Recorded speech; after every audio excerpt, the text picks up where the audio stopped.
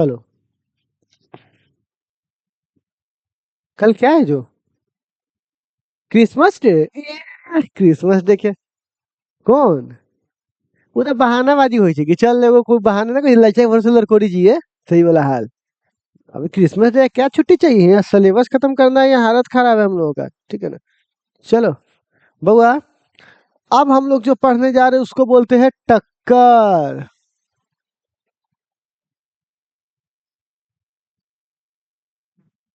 जिसको हम लोग बोलते हैं कॉलिजन।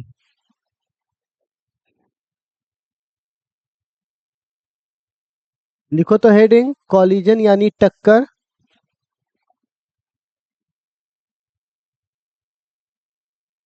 कॉलिजन यानी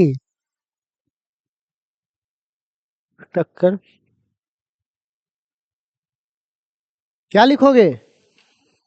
कॉलिजन यानी क्या? टक्कर। देखो, टक्कर किसे कहते हैं? जैसे ऐसे गए, धड़ाम, माथा टकरा गया। मतलब क्या होता है कि दो वस्तु एक दूसरे के संपर्क में आती हैं कम समय के लिए। ऐसे नहीं कि टक्कर मार दिया माथा रख ले है दीवार में सटल ले छी। नहीं, ऐसे मारेगा हटा लेगा तो उसको बोले टक्कर। ठीक है ना? क्या टक्कर मतलब लोग खड़ाक से पीछे हट जाता है। तो क्या होता है, बल कितने समय के लिए लगता है?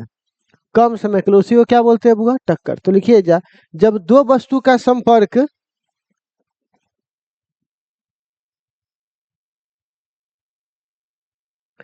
बहुत कम समय के लिए होता है, जब दो वस्तु का संपर्क बहुत कम समय के लिए होता है,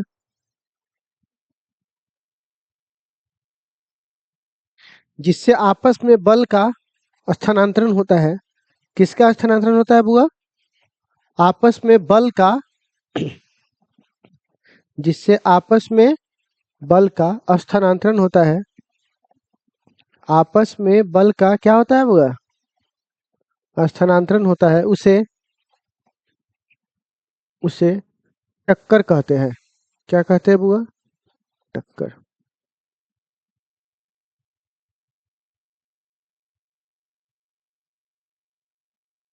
क्या कहते हैं बुआ? टक्कर। अच्छा सुन लीजिए, टक्कर में संवेग संरक्षित रहता है। मतलब जितना संवेग पहले होगा टक्कर से पहले, उतने संवेग कब होगा? टक्कर के बाद। तो लिखिएगा, इसमें पॉइंट बना करके, इसमें संवेग संरक्षित रहता है। क्या संरक्षित रहता है बुआ? इसमें संवेग क्या रहता है बुआ? संरक्षित रहता है। ठीक है, अगला में लिखिएगा, अगला पॉइंट में, इसमें ऊर्जा संरक्षित रहता है। ऊर्जा संरक्षित रहता है।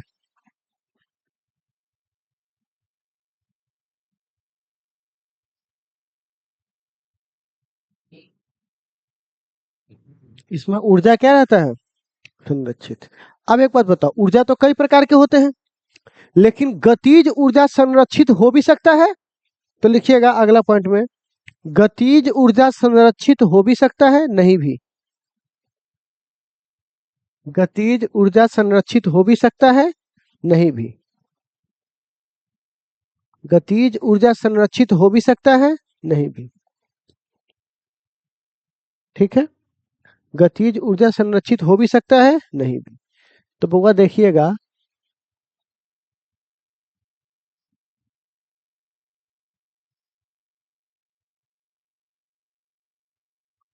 गतिज ऊर्जा,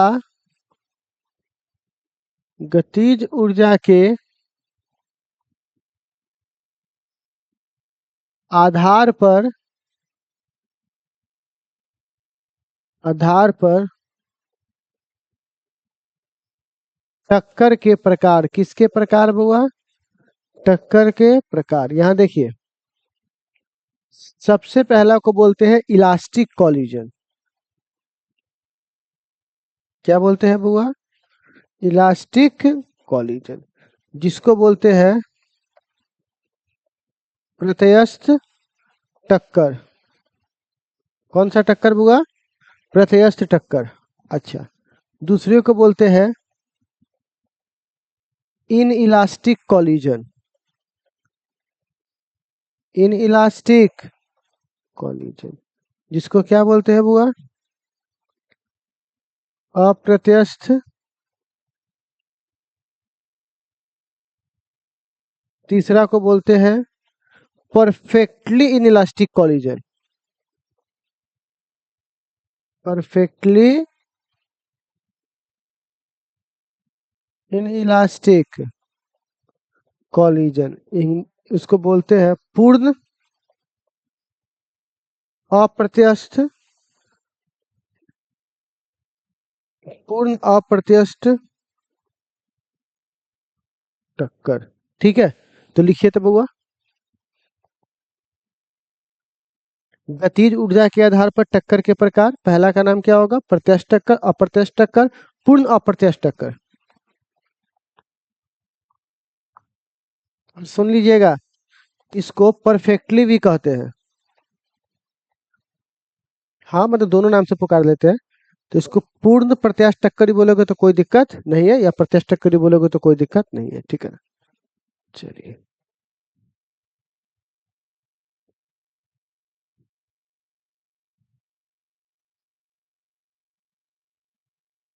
देखिए।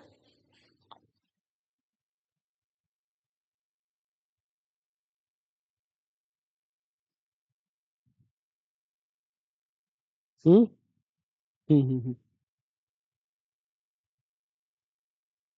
देख भाई, मेरा हिंदी की बहुत प्रॉब्लम है, इंग्लिश बोल रहा हूँ खड़ाक से बता दो। हिंदी एक अलग से किताब रखेंगे यहाँ पे, ताकि उसमें से हिंदी नाम खोज सके। ठीक है, हो गया। पहला लेके हेडिंग दीजिए तो बुआ। पहला का नाम क्या है बुआ? पूर्ण प्रत्यास्थ टक्कर।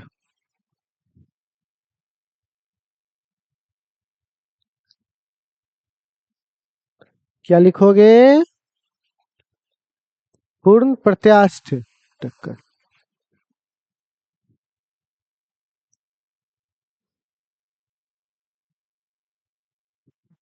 देखो, पूर्ण प्रत्यास्थ टक्कर में क्या होता है? पूर्ण प्रत्यास्थ टक्कर में पढ़ाऊ। पहला का नाम क्या है? पूर्ण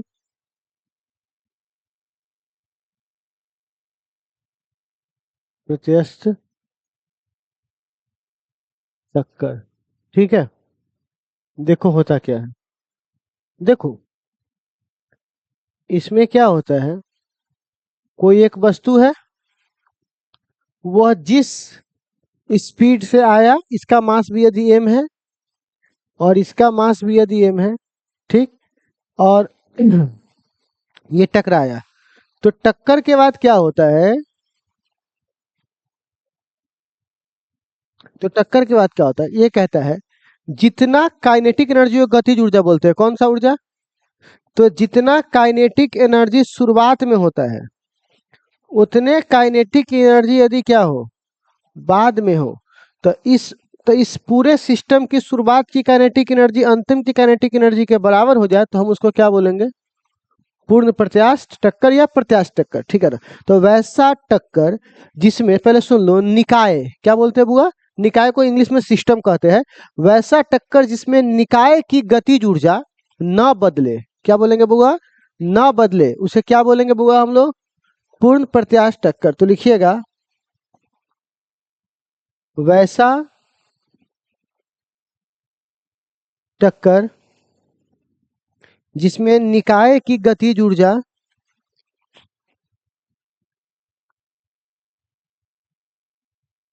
निकाय की गतिज ऊर्जा न बदले। वैसा टक्कर जिसमें निकाय की गतिज ऊर्जा न बदले। वैसा टक्कर जिसमें निकाय की गतिज ऊर्जा न बदले, उसे उसे पूर्ण प्रत्यास्थ टक्कर बोलते हैं, ये कहते हैं। पूर्ण प्रत्यास्थ टक्कर कहते हैं। क्या कहते हैं बुआ? पूर्ण प्रत्यास्थ टक्कर कहते हैं। कौन सा टक्कर बुआ? पूर्ण प्रत्यास्थ टक्कर। दूसरा,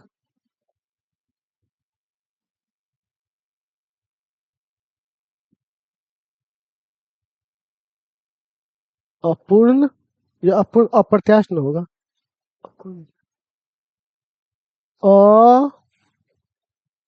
अप्रत्यस्थ टक्कर,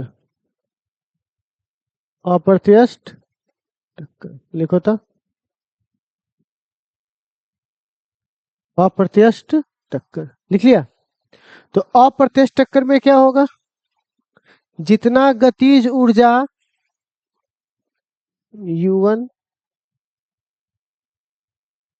U2, टक्कर के बाद M1 का मान हो जाएगा V1 और M2 का मान हो जाएगा, ठीक है। तो वैसा जिसमें काइनेटिक एनर्जी शुरुआत का अंतिम के बराबर ना हो, उसे क्या बोलेंगे हम लोग बउआ, अप्रत्यास्थ टक्कर। तो लिखिएगा वैसा टक्कर जिसमें, वैसा टक्कर जिसमें निकाय की गतिज ऊर्जा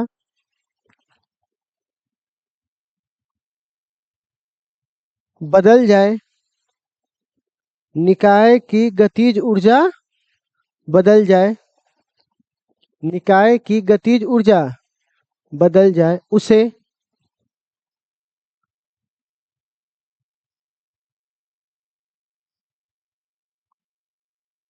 क्या कहते हैं, उसे अप्रत्यास्थ टक्कर कहते हैं। क्या कहते हैं बुआ, अप्रत्यास्थ टक्कर कहते हैं। इस पिक्चर को बना लो, अप्रत्यास्थ टक्कर कहते हैं।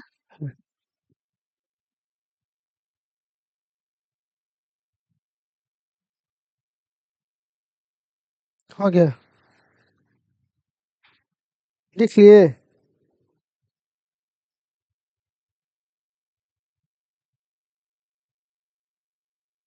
बढ़े आगे, चलो। तो अब लिखिएगा बुआ, अगला के बारी क्या है बुआ, पूर्ण अप्रत्यास्थ टक्कर। तीसरा में लिखो तो बुआ, पूर्ण अप्रत्यस्थ टक्कर लिखो। देखो ये क्या होता है, पूर्ण अप्रत्यस्थ टक्कर में क्या होता है, जैसे मान के चलो गोली चला है बंदूक, तो गोली आया, हमारा बॉडी में धंस गया, धंसले रह गया। तो अब बताइए उसकी पूरी गतिज ऊर्जा खत्म हो गई, जो बंदूक मोशन में था वो मोशन से क्या हो गया, रुक गया। कोई किसी किसी गेंद को तुम मान लो कीचड़ में, तो कीचड़ में फसल रह गया, तो उसकी गतिज ऊर्जा किसको बोलते हैं, इसमें गति हो, तो पूरा गति खत्म कर दियो तुम, उसका क्या खत्म कर दिया बुआ। तो वैसा टक्कर जिसमें गतिज ऊर्जा का मान पूर्ण पूर्ण क्या हो जाए, शून्य हो जाए। क्या हो जाए बुआ, जैसे दीवार है, दीवार में गोली धंस गया, दीवार में जो है गोली क्या हो गया, धंस गया। तो ऐसे हालात में बताइए तो काइनेटिक एनर्जी फाइनल में क्या हो जाएगा बुआ, जीरो। क्या हो जाएगा, तो बोलेंगे वैसा टक्कर जिसमें टक्कर के बाद गतिज ऊर्जा का मान क्या हो जाए, उसको क्या बोलेंगे, पूर्ण, पूरा खत्म कर लिया है, ठीक है ना। तो लिखिएगा वैसा टक्कर, वैसा टक्कर जिसमें, वैसा टक्कर जिसमें टक्कर के बाद, जिसमें टक्कर के बाद गतिज ऊर्जा, गतिज ऊर्जा शून्य हो जाए, शून्य हो जाए, उसे क्या कहेंगे बुआ, पूर्ण अप्रत्यास्थ टक्कर कहते हैं।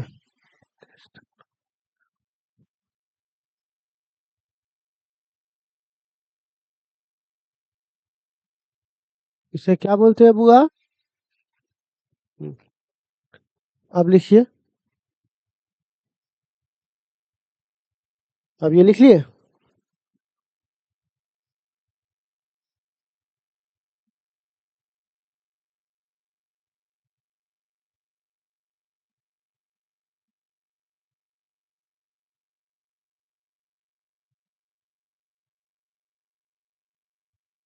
हो गया, चलिए। अब आता है बुआ, हाँ,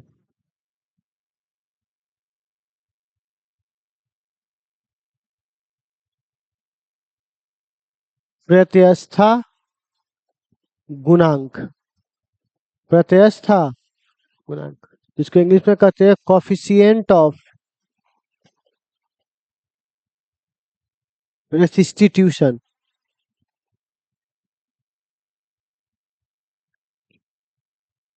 जिसको डिनोट करते हैं ई से। किससे डिनोट करते हैं बुआ? अब ये क्या दर्शाता है, तो समझाता हूं क्या दर्शाता है। अब तुम मान के चलो बुआ, ध्यान से सुनना। अगर तुम मान के चलो कि एक वस्तु m1 है जो किस चाल से चल रहा है, u1। दूसरा वस्तु क्या है m2, वो किस चाल से चल रहा है। दोनों के बीच में टक्कर हुआ। टक्कर होने के बाद ये है m1, इसका मास बदला नहीं बदला, इसका मास बदला नहीं बदला, लेकिन इसकी वेलोसिटी बदल गई, v1 और v2। अब हमको एक बात बताइए, इस u1 और u2 में कौन बड़ा होगा? u2। गलत, u1 ही बड़ा होगा, क्योंकि ये बड़ा होगा तब ना जाकर टकराएगा। पीछे का वाला का स्पीड ज्यादा होगा तब ना जाकर ठोक देगा। तो बताइए यहाँ पर कौन बड़ा होगा, किससे? लेकिन यहाँ पे कौन बड़ा होगा? v2।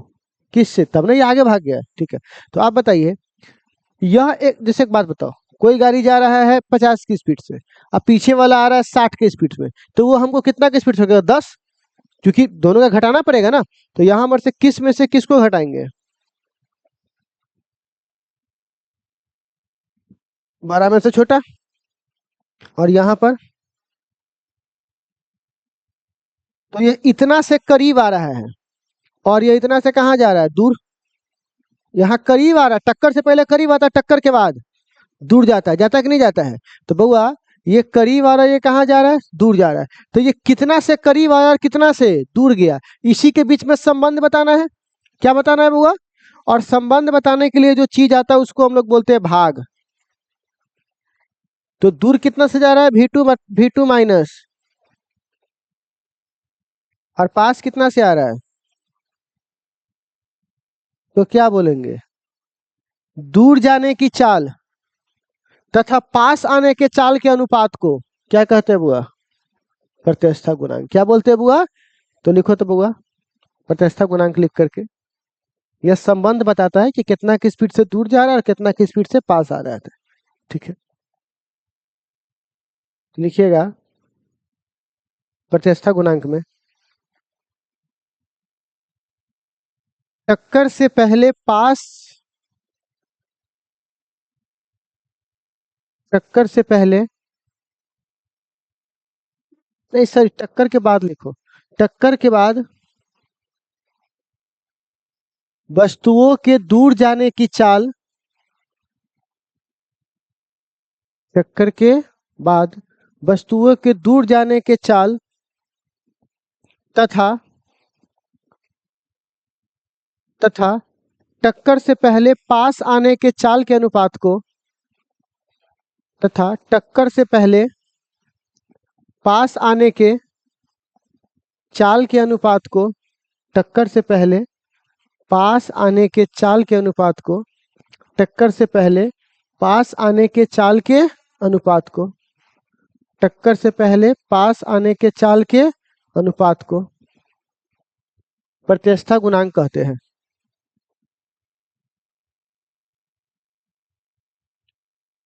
क्या कहते हैं बुआ? प्रत्यवस्था गुणांक कहते हैं। कौन सा गुणांक कहते हैं? प्रत्यवस्था। अच्छा एक मिनट सुनिएगा, इसे ई द्वारा सूचित किया जाता है, लिख लीजिए।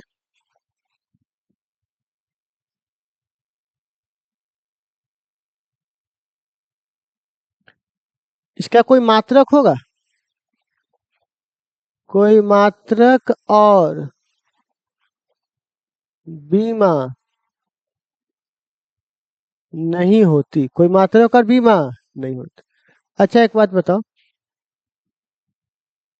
प्रत्यवस्था कौन सा टक्कर की बात कर रहा हूं बुआ? तो प्रत्यवस्था टक्कर में आपको बताए हैं ना, जितनी गतिज ऊर्जा पहले होती है उतनी गतिज ऊर्जा बाद में। तो कहने का मतलब जितना वेलोसिटी पहले उतना ही वेलोसिटी बाद में। तो बताइए इस दोनों का वैल्यू कितना होगा? 1। तो कोई पूछेगा इक्वल को इक्वल से काटिएगा तो 1 नहीं आएगा, बोलो ना, तो कोई पूछेगा कि प्रत्यष्टा टक्कर में ई का मान कितना होता है? 1। अब देखो,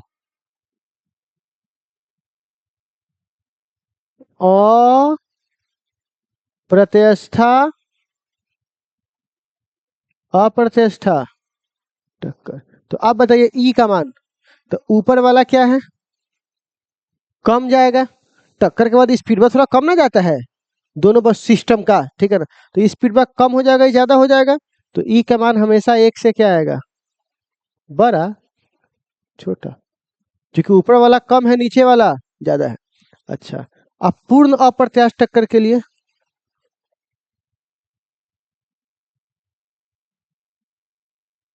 देखो, पूर्ण अप्रत्याश टक्कर मतलब भी जीरो ही हो जाता है, तो ऊपर वाला जीरो हो गया, तो पूरा का पूरा ई क्या हो गया? जीरो। समझे? ये सब ऑब्जेक्टिव है। तो प्रत्याश के लिए वैल्यू क्या मिलेगा? 1। अप्रत्याश पूर्ण के लिए, अब बाकी वैल्यू इसी के बीच में घूमते रहता है, ठीक है? तो ये हमारा हो गया टॉपिक। तो इसकी कोई बीमा और मात्रक नहीं होता, क्योंकि ऊपर भी चाल है, नीचे भी क्या है? चाल है। तो इतना बात आप लोगों को समझ में आ गया? तो बस इतना आज समझ लीजिए, कल हम लोग क्या करेंगे, इस पे फॉर्मूला निकालेंगे और देखेंगे कौन कौन सी अवस्था में टक्कर कैसा कैसा होता है, ठीक है? तो कल फॉर्मूला में हम लोग चलेंगे, तो इसको नोट कर लीजिए आप लोग। पहले यहाँ से करो बाबू।